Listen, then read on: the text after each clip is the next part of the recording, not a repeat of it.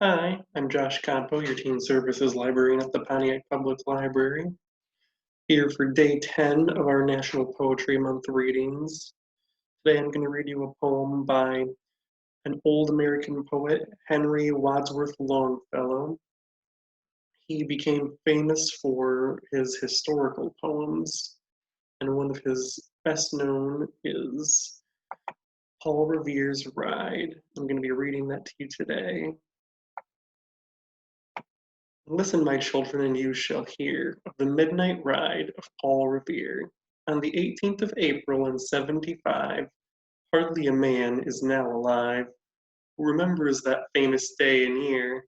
He said to his friends, if the British march by land or sea, from the town tonight, hang a lantern aloft in the belfry arch of the North Church Tower as a signal light, one if by land and two if by sea, and I on the opposite shore will be, ready to ride and spread the alarm through every Middlesex village and farm, for the country folk to be up and to arm.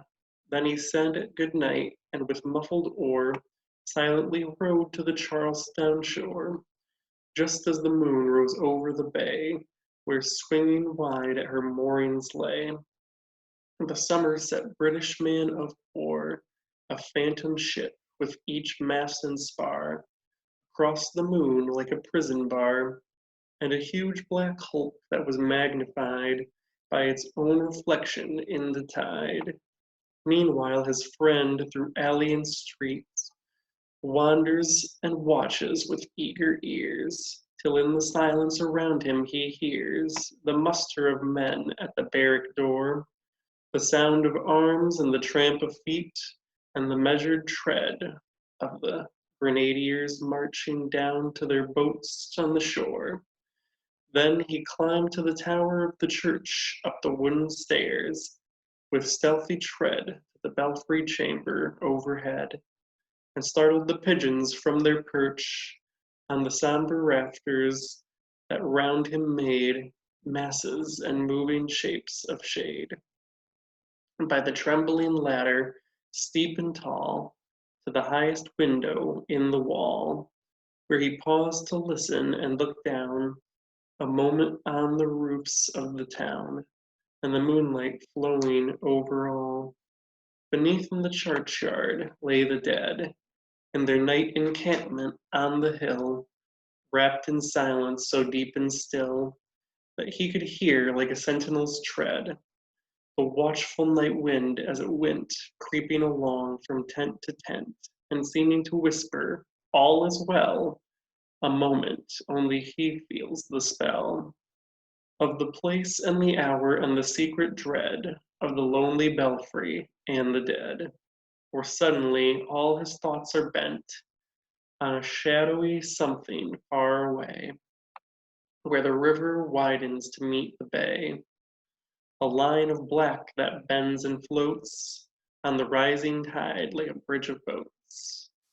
Meanwhile, impatient to mount and ride, booted and spurred the heavy stride, on the opposite shore walked Paul Revere. Now he patted his horse's side, now gazed on the landscape far and near, then impetuous stamped the earth, and turned and tightened his saddle girth. But mostly he watched with eager search the belfry tower of the old North Church. As it rose above the graves on the hill, lonely and spectral, and sombre and still, and lo, as he looks on the belfry's height, a glimmer and then a gleam of light.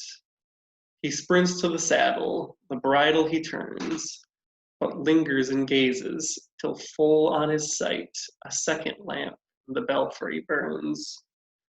A hurry of hoofs in a village street, a shape in the moonlight, a bulk in the dark, and beneath the pebbles is passing a spark. Struck out by a steed that flies fearless and fleet, that was all, and yet through the gloom and the light, the fate of a nation was riding that night.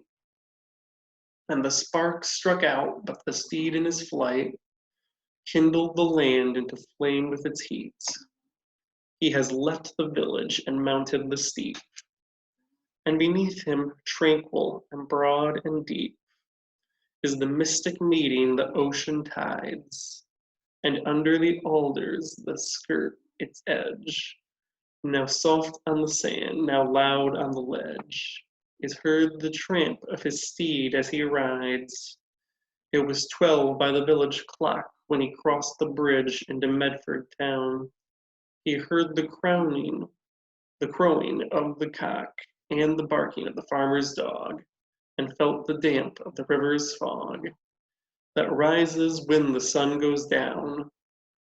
It was 1 by the village clock when he galloped into Lexington. He saw the gilded weathercock swim in the moonlight as he passed, and the meeting house windows, blank and bare, gaze at him with a spectral glare, as if they already stood aghast at the bloody work they would look upon. It was 2 by the village clock when he came to the bridge. In Concord town he heard the bleating of the flock, and the twitter of birds among the trees, and felt the breath of the morning breeze blowing over the meadows brown, and one was safe and asleep in his bed, who at the bridge would be first to fall, who that day would be lying dead, pierced by a British musket ball.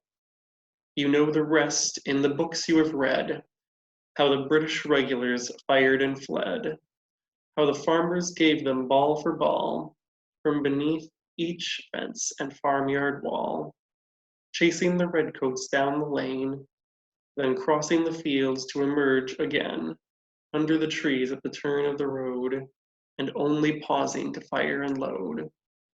So through the night rode Paul Revere, and so through the night went his cry of alarm to every Middlesex village and farm, a cry of defiance and not of fear, a voice in the darkness, a knock at the door, and a word that shall echo forevermore.